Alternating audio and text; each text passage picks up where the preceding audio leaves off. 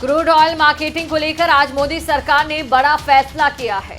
केंद्रीय कैबिनेट की अहम बैठक में सरकार ने कच्चे तेल को लेकर एक बड़े रिफॉर्म को मंजूरी दे दी है। देखिए रिपोर्ट।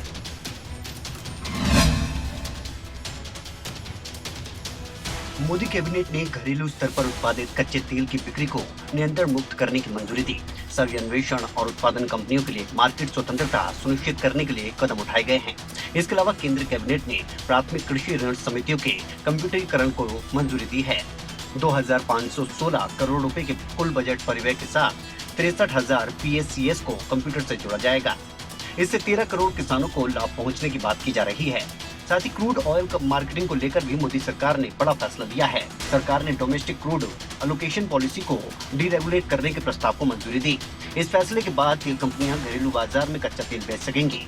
सरकार के इस फैसले से ONGC, ऑयल इंडिया जैसी कंपनियों को घरेलू बाजार में क्रूड ऑयल बेचने की मार्केटिंग की आजादी मिल जाएगी। नई व्यवस्था 1 अक्टूबर से लागू होगी। आपको बता दें कि मोदी कैबिनेट की बैठक में कई अहम फैसले लिए गए। बैठक में तमाम मंत्री मौजूद रहे। बैठक के बाद इन फैसलों के बारे में जानकारी दी गई। महाराष्ट्र के राज्यपाल भगत सिंह कोश्यारी ने बृहस्पतिवार को सरकार का शक्ति परीक्षण कराने को कहा। वहीं बागी विधायक एकनाथ शिंदे ने कहा कि हमारे पास 50 लोग हैं, 2/3 बहुमत है। देखिए रिपोर्ट। महाराष्ट्र में सियासी संकट लगातार बरकरार है। इस बीच शिवसेना के बागी विधायक एकनाथ शिंदे ने कहा कि वो महाराष्ट्र में उद्धव ठाकरे की अगुवाई वाली महाविकास आघाड़ी सरकार के खिलाफ विधानसभा में शक्ति परीक्षण के लिए मुंबई पहुंचेंगे। इसका मतलब है कि वो नई सरकार के गठन की प्रक्रिया में भाग लेंगे।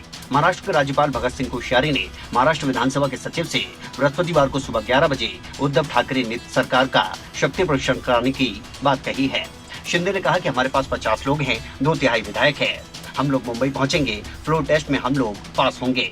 शिंदे ने मुंबई लौटने की घोषणा ऐसे वक्त में की है जब इससे पहले मुख्यमंत्री के रूप में वापसी करने के लिए तैयार भारतीय जनता पार्टी के नेता देवेंद्र फडणवीस ने मंगलवार रात को राजभवन में राज्यपाल भगत सिंह कोश्यारी से मुलाकात की थी।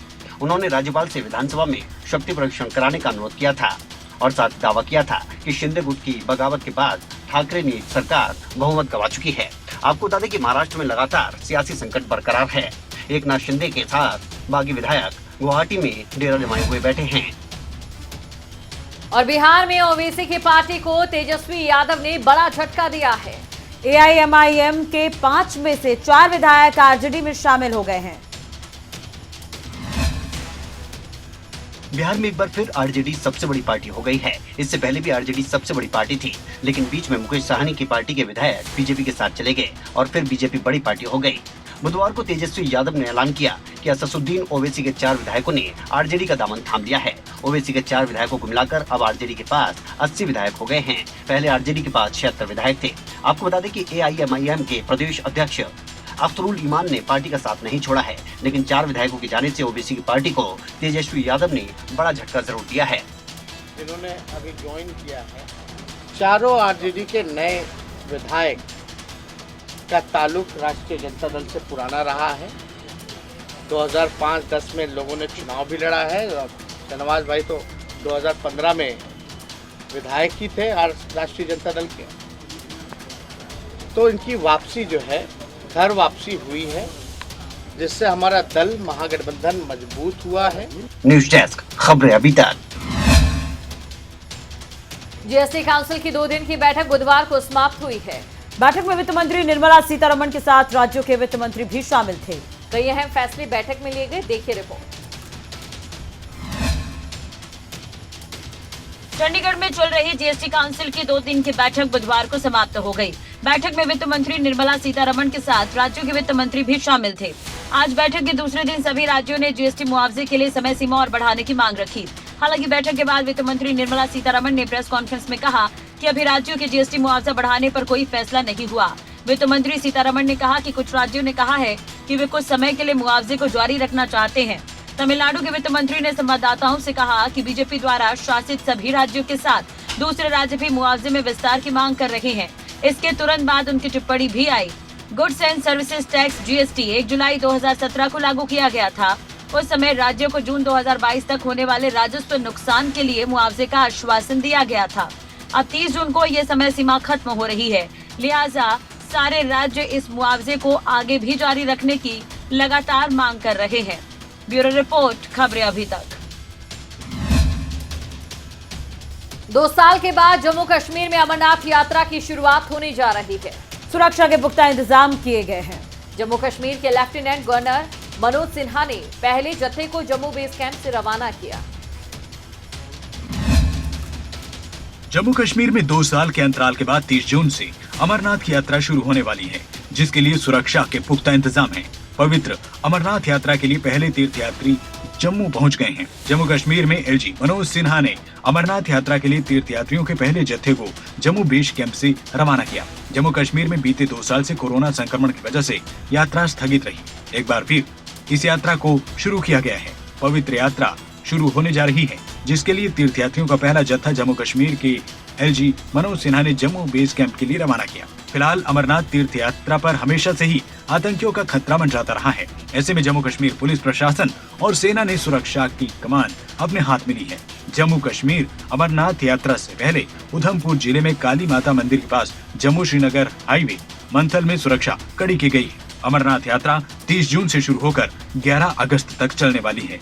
अमरनाथ धाम जम्मू कश्मीर में हिमालय पहाड़ में गोद में मौजूद एक पवित्र गुफा है, जिसे हिंदू बहुत पवित्र स्थान मानते हैं। देश में कोरोना के मामले लगातार बढ़ रहे हैं। बीते 24 घंटे में कोरोना के 14,506 नए मामले देखने को मिले हैं, जो कि कल की तुलना में लगभग 25% से अधिक है। देश में कोरोना संक्रमितों की संख्या में बढ़ोतरी ने एक बार फिर से लोगों को चिंता में डाल दिया है। स्वास्थ्य मंत्रालय की तरफ से जारी आंकड़ों के मुताबिक 24 घंटे में कोरोना के 14,506 नए मामले सामने आए हैं। बीते दिन की तुलना में लगभग यह 25% ज्यादा है। इस दौरान 30 मरीजों की जान चली गई। बीते दिन ये आंकड़े 11,000 से ज्यादा थे। इस दौरान 27 मरीजों की मौत हुई थी। हालांकि 24 घंटे में 11,574 लोग डिस्चार्ज भी हुए। देश में एक्टिव कोरोना केसों की बात करें तो ये आंकड़ा 99,602 है। 14 राज्यों को लेकर केंद्र सरकार ने अलर्ट जारी किया है। ये वो राज्य है जहां हर हफ्ते बड़ी संख्या में नए केस सामने आ रहे हैं। यहाँ पॉजिटिविटी रेट भी औसत से ज्यादा है। केंद्र के मुताबिक राज्यों में कोरोना के टेस्ट भी कम हो रहे हैं। सबसे ज्यादा केस इन दिनों दिल्ली, महाराष्ट्र, केरल, कर्नाटक, तेलंगाना में है। केंद्र ने राज्यों और केंद्र शासित प्रदेशों को सुनिश्चित करने को कहा है कि सार्वजनिक आयोजनों में हिस्सा लेने वाले और तीर्थ यात्रा पर जाने वाले लोगों में कोविड-19 संक्रमण से जुड़े लक्षण न हो। सोनीपत की 73 साल की बुजुर्ग महिला इस समय सोशल मीडिया पर काफी वायरल हो रही है। बुजुर्ग महिला ने करीब 70 फीट की ऊंचाई से गंगा में छलांग लगाई है, जिसकी वीडियो सोशल मीडिया पर तेजी से वायरल हो रही है। 73 साल की दादी का ये जोश और जज्बा हैरान करने वाला है। हरिद्वार में बहुत ऊंचाई से गंगा में छलांग लगाकर तैरने वाली दादी सोशल मीडिया पर वायरल हो रही है। किसी ने सही कहा है कि कामयाब वही होते हैं जिनके सपनों में जान होती है, परों से कुछ नहीं होता, हौसलों से उड़ान होती है। इससे पहले आपने किसी बुजुर्ग को दौड़ते हुए, नाचते हुए तो देखा होगा, लेकिन ऐसा कारनामा इतनी ऊंचाई से तेज बहाव वाली नदी में छलांग लगाकर तैरते हुए किसी बुजुर्ग को नहीं देखा होगा।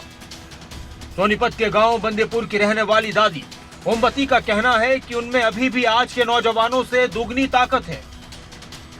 जब दादी ने गंगा में छलांग लगाई तो पहले ही सबको सचेत कर दिया कि उन्हें अच्छे से तैरना आता है, कोई और ऐसी हरकत ना करे। कूदते दिखे, मेरा भी मन कर गया, मैं भी कूद गई। और चलिए रुक करेंगे अगली खबर का। करनाल में नगर निगम कार्यालय के सामने कर्मचारियों ने प्रदर्शन किया। प्रदर्शनकारियों ने चेतावनी दी है कि अगर उनकी मांगे पूरी नहीं हुई तो बड़ा आंदोलन किया जाएगा। देखिए रिपोर्ट। हरियाणा के करनाल में एक बार फिर से सफाई कर्मचारी अपनी मांगों को लेकर सड़कों पर नजर आए। लंबे समय से अपनी मांग को लेकर संघर्ष कर रहे कर्मचारी अब आर पार की लड़ाई लड़ने के मूड में हैं। प्रदर्शनकारियों को साफ कहना था कि जब तक उनकी मांगे पूरी नहीं होती वो अपना संघर्ष यूं ही जारी रखेंगे। कर्मचारियों का यह भी कहना था कि वो अपनी मांगों को लेकर कई बार मांग पत्र सौंप चुके हैं, लेकिन अभी तक उनकी मांगों पर गौर नहीं किया गया। फिलहाल सफाई कर्मचारियों का गुस्सा शांत होता दिखाई नहीं दे रहा। ऐसे में प्रशासन इनकी मांगों को लेकर क्या कदम उठाता है, ये देखने वाली बात है। हम काले झंडी भी दिखाएंगे, उसके बाद धरना देंगे और औसत का काम छोड़ हड़ताल भी करना पड़ता है। हम काम छोड़ हड़ताल भी करेंगे। अगर मांगे ना माने तो ये कमिश्नर इस तरीके एक मिनट भाई, ये कमिश्नर किस तरीके का है कि बात नहीं करना चाहता। वहाँ कुर्सियाँ बिछा रखी और जो कुर्सियों में बैठे लगे ना खड़े खड़े बात कर लो, खड़े खड़े बात कर लो, बात नहीं बिल्कुल कर करा दी है।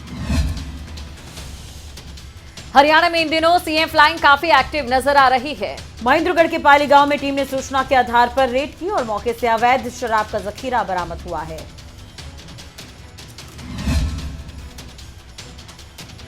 कानून की धज्जियां उड़ाने वाले लोगों के खिलाफ इन दिनों सीएम फ्लाइंग का कड़ा एक्शन देखने को मिल रहा है। प्रदेश के अलग अलग जिलों में आरोपियों के खिलाफ कार्रवाई की जा रही है। इसी कड़ी में महेंद्रगढ़ के पाली गांव में भी सूचना के बाद टीम पहुंची और मौके पर अवैध शराब के कारोबार का भंडाफोड़ किया। टीम को भारी मात्रा में अवैध शराब मिली, वहीं आरोपी अंधेरे का फायदा उठाकर आसानी से फरार हो गए। इस कार्रवाई के बाद एक बार फिर सीएम फ्लाइंग ने साफ कर दिया कि प्रदेश में किसी भी तरह के गलत काम को नहीं होने दिया जाएगा। फिर वहाँ पे जो उसको चेक करा गया तो वहाँ पे कुल 116 पेटी बरामद हुई शराब की, अवैध शराब है। आरोपी वहाँ से अंधेरे का फायदा उठा के चले गया था, इसलिए कोई लाइसेंस वगैरह उनके पास होता है तो वो भागते नहीं। इसमें से कुल 91 पेटी हैं देसी पौवा है, 8 पेटी हैं बोतल हैं देसी शराब की और 14 पेटी हैं अद्दा देसी शराब की हैं और 3 पेटी बियर की। उनके खिलाफ मुकदमा दर्ज करके कार्रवाई। और एक हैरान कर देने वाली वीडियो सामने आई है जिसमें कुछ बदमाश होटल संचालकों पर हमला करते देखे जा सकते हैं। ये जो पूरा मामला है सीसीटीवी कैमरे में भी कैद हुआ है। पुलिस इस पर जांच कर रही है। देखिए रिपोर्ट। और अंबाला के नरेश विहार इलाके में एक शख्स की करंट लगने से मौत हो गई। इस दौरान परिजनों ने सिविल अस्पताल इलाज में लापरवाही के आरोप लगाते हुए जमकर हंगामा किया। दरअसल परिजन वहां पर इलाज कराने पहुंचे थे, लेकिन डॉक्टरों की लापरवाही के आरोप लगाते यहां पर नजर आए। देखिए रिपोर्ट। अंबाला शहर के नरेश विहार इलाके में मुकेश कुमार नाम के शख्स की पंखे से करंट लगने के कारण मौत हो गई। करंट लगने के बाद जब परिजन मुकेश को शहर के सिविल अस्पताल लेकर पहुंचे तो डॉक्टरों के अनुसार मुकेश की मौत हो चुकी थी, लेकिन परिजनों ने इलाज में लापरवाही का आरोप लगाया। इस दौरान अस्पताल में जमकर हंगामा हुआ।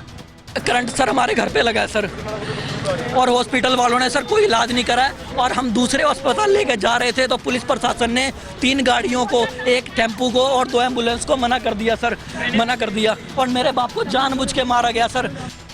डॉक्टर के अनुसार जब शख्स मुकेश को करंट लगने के बाद अस्पताल लाए तो उसकी मृत्यु हो चुकी थी, लेकिन परिजनों ने हंगामा शुरू कर दिया। वहीं डॉक्टर ने कहा है कि बॉडी का पोस्टमार्टम कर मौत के सही कारणों का पता लगाया जाएगा। पुलिस ने भी परिजनों को समझा बुझाकर पोस्टमार्टम के लिए राशि करवा लिया है। हमारे पास एक पेशेंट आया था मुकेश नाम का, अराउंड 35 साल की उम्र।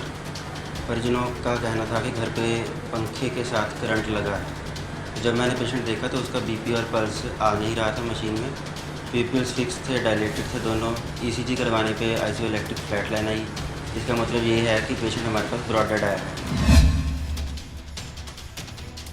और करनाल से एक बार फिर से भ्रष्टाचार का मामला सामने आया है।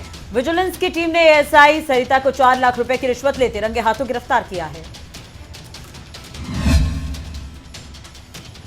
शासन से लेकर प्रशासन चाहे कितने प्रयास करें रिश्वत पर रोक लगाने के, लेकिन रिश्वत का ये खेल शायद इतनी आसानी से रुकने वाला नहीं है। दरअसल ताजा मामला करनाल से सामने आया है। विजिलेंस की टीम ने सेक्टर 32-33 थाने की एएसआई सरिता को रिश्वत लेते रंगे हाथ गिरफ्तार किया। दरअसल आरोपी एएसआई ने एक विवाहिता की ओर से अपने ससुराल पक्ष पर दर्ज कराए गए मामले में दुष्कर्म के प्रयास को लेकर लगाई धाराएं हटाने की एवज में रिश्वत की मांग की थी। आरोपी एएसआई के खिलाफ विजिलेंस थाने में मामला दर्ज कर लिया गया। कार्यवाही से थाने में हड़कंप है, क्योंकि रिश्वत के मामले में न केवल एएसआई गिरफ्तार की गई है, बल्कि डीएसपी और एसएचओ का नाम भी रिश्वत के पूरे खेल में निकलकर सामने आया है। मामले में इंस्पेक्टर सचिन ने बताया कि पीड़ित पक्ष ने उन्हें रिकॉर्डिंग सौंपी है, जिसमें आरोपी एएसआई सरिता को जब कहा गया कि इतनी रकम वो नहीं दे सकते तो उन्होंने जवाब दिया कि इसमें 5 लाख रुपए डीएसपी को देने हैं, 2 लाख रुपए एसएचओ लेंगे, उन्हें केवल 1 लाख रुपए की राशि ही मिलेगी। तो आज जो ये पहली किस्त के लिए इनको बुलाया हुआ था, इन्होंने फिर हमारे को विजिलेंस को कंप्लेंट दी है और 4 लाख के साथ उनको रेड हैंडेड यही सेक्टर 32 थाने में बुलाया था, सेक्टर 32 में इनको वहीं से गिरफ्तार किया गया। और अंबाला के नरेश विहार इलाके में एक शख्स की करंट लगने से मौत हो गई। इस दौरान परिजनों ने सिविल अस्पताल में इस युवक को इलाज के लिए भर्ती कराया, लेकिन उनका आरोप है कि लापरवाही अस्पताल वालों ने बरती है। अम्बाला शहर के नरेश विहार इलाके में मुकेश कुमार नाम के शख्स की पंखे से करंट लगने के कारण मौत हो गई। करंट लगने के बाद जब परिजन मुकेश को शहर के सिविल अस्पताल लेकर पहुंचे तो डॉक्टरों के अनुसार मुकेश की मौत हो चुकी थी, लेकिन परिजनों ने इलाज में लापरवाही का आरोप लगाया। इस दौरान अस्पताल में जमकर हंगामा हुआ। करंट सर हमारे घर पे लगा है सर, और हॉस्पिटल वालों ने सर कोई इलाज नहीं करा और हम दूसरे अस्पताल लेके जा रहे थे तो पुलिस प्रशासन ने 3 गाड़ियों को, एक टेम्पू को और 2 एम्बुलेंस को मना कर दिया सर, मना कर दिया और मेरे बाप को जानबूझ के मारा गया सर। डॉक्टरों के अनुसार जब शख्स मुकेश को करंट लगने के बाद अस्पताल लाए तो उसकी मृत्यु हो चुकी थी, लेकिन परिजनों ने हंगामा शुरू कर दिया। वहीं डॉक्टर ने कहा है कि बॉडी का पोस्टमार्टम कर मौत के सही कारणों का पता लगाया जाएगा। पुलिस ने भी परिजनों को समझा बुझाकर पोस्टमार्टम के लिए राशि करवा लिया है। हमारे पास एक पेशेंट आया था मुकेश नाम का, अराउंड 35 साल की उम्र। परिजनों का कहना था कि घर पे पंखे के साथ करंट लगा है। जब मैंने पेशेंट देखा तो उसका बीपी और पल्स आ नहीं रहा था मशीन में, पीपल्स फिक्स थे, डायलेटेड थे दोनों। ईसीजी करवाने पे आइसोइलेक्ट्रिक फ्लैट लाइन आई, जिसका मतलब ये है कि पेशेंट हमारे पास ब्रॉड डेड आया है। आने वाले कुछ दिन और लोगों को गर्मी से राहत मिलने वाली है। देश की राजधानी समेत एनसीआर और उत्तर भारत में आने वाले दिनों में भी बारिश जारी रहने वाली है, यानी कि मानसून की शुरुआत हो जाएगी। मानसून 23 जून से 1 जुलाई के बीच राजधानी समेत एनसीआर और उत्तर भारत के बड़े हिस्से को कवर कर लेगा। मंगलवार को मौसम विभाग ने बताया कि मानसून अगले 24 घंटे में आगे बढ़ेगा। अगले 24 घंटे में उत्तराखंड और उत्तर प्रदेश के बड़े हिस्से को कवर कर लेगा। स्काईमेट वेदर के उपाध्यक्ष महेश पलावत के अनुसार जुलाई के पहले हफ्ते में बरसात से गर्मी से राहत मिलने की उम्मीद है। साथ ही कहा कि दिल्ली में 29 जून से फिर से बरसात होगी। दिल्ली में मानसून के 30 जून या 1 जुलाई तक पहुंचने की संभावना है। हालांकि आईएमडी ने अभी दिल्ली में मानसून के पहुंचने की तिथि निर्धारित नहीं की है। 30 जून के बाद मानसून दिल्ली में दस्तक देने के बाद 6 जुलाई को देश भर में पहुंच सकता है। मौसम विभाग ने हाल ही में जानकारी शेयर की। 6 जुलाई को मानसून के कारण देश के कई इलाकों में बरसात होने की संभावना है। मौसम विभाग ने देश के कई इलाकों में भारी बरसात की संभावना जताई है। मौसम विभाग ने कोंकण और गोवा में अलग अलग स्थानों पर भारी बरसात की संभावना जताई। इसके साथ ही उत्तराखंड, मध्य प्रदेश, विदर्भ, छत्तीसगढ़, बिहार, मेघालय, नागालैंड, मणिपुर, मिजोरम और असम में बरसात की संभावना जताई गई है। देश के कई राज्यों समेत हिमाचल में भी मानसून ने दस्तक दे दी है। राज्य के कई जिलों में बारिश ने मौसम को खुशनुमा कर दिया है। पहाड़ी राज्य हिमाचल में मानसून ने एंट्री कर ली है। राज्य के मंडी, शिमला समेत कई जिलों में बरसात हुई। हिमाचल में झमाझम बरसात के साथ दक्षिण पश्चिम मानसून पहुंच गया है। हिमाचल में लगातार 4 दिन तक भारी बरसात का अलर्ट जारी किया गया है। प्रदेश के सभी इलाकों में भारी बरसात और तूफान का ऑरेंज अलर्ट जारी किया गया है। शिमला, मंडी, कांगड़ा और हमीरपुर जिले के कई इलाकों में बादल बरसे। 2 जुलाई तक प्रदेश में भारी बरसात और अंधड़ की चेतावनी जारी की गई है। मौसम विभाग के अनुसार भारी बरसात के कारण पहाड़ी इलाकों में भूस्खलन की संभावना है। ऐसे में सैलानी और स्थानीय लोग विभागों की ओर से जारी एडवाइजरी और दिशा निर्देश का पालन करें। प्रशासन को सुरक्षा उपाय करने की सलाह दी गई है। बरसात के मौसम में अचानक बाढ़ आने और भूस्खलन का खतरा बना रहता है। सैलानियों को नदियों, नालों और खड्ड की तरफ न जाने की बात कही गई है। पर्यटकों को प्रशासन की ओर से समय समय पर एडवाइजरी का पालन करने की बात कही गई है। तो उत्तर भारत में मानसून अपनी दस्तक दे चुका है और चंडीगढ़ में भी ऐसा ही कुछ देखा गया। बिल्कुल, और एक तरह से देखा जाए तो खेती किसानी के लिहाज से इस बारिश को काफी फायदेमंद बताया जा रहा है। पंजाब और हरियाणा के कई जिलों समेत चंडीगढ़ में मौसम सुहाना हो गया। चंडीगढ़, पंचकुला और मोहाली में सुबह से हो रही बारिश ने लोगों को गर्मी से राहत दी है, मगर दफ्तर को जाने वाले लोगों को थोड़ी मुश्किलों का सामना करना पड़ा। आसमान में सुबह घने काले बादल छाए रहे और बारिश हो गई। इस बार जुलाई में सामान्य से ज्यादा बारिश होने के आसार हैं। मौसम विभाग चंडीगढ़ के मुताबिक पंजाब और चंडीगढ़ में हमेशा 30 जून तक मानसून आता है। इस बार हालात कुछ ऐसे बने कि 2 जुलाई के बाद मानसून आने की संभावना थी। हालांकि 24 घंटे पहले मानसून में बदलाव के बाद मानसून ने 1 दिन पहले दस्तक दी है। बारिश के बाद चंडीगढ़ में तापमान में जबरदस्त गिरावट आई है। बुधवार सुबह शुरू हुई बारिश ने लोगों को गर्मी से राहत दी है। इस बार जुलाई में सामान्य से ज्यादा बारिश होने को लेकर मौसम विभाग ने संभावनाएं जताई हैं। अगले कुछ दिनों में मानसून राजस्थान, मध्य प्रदेश के कुछ हिस्सों, पूरे उत्तर प्रदेश, हिमाचल प्रदेश, उत्तराखंड, पंजाब और हरियाणा समेत दिल्ली को अच्छे से कवर कर लेगा। तो 1 मिनट पूरी रिपोर्ट में तमाम खबरों के बारे में आपने जाना। बिल्कुल, और खबरों में अपडेट के लिए आप देखते रहिए खबरें अभी तक। नमस्कार।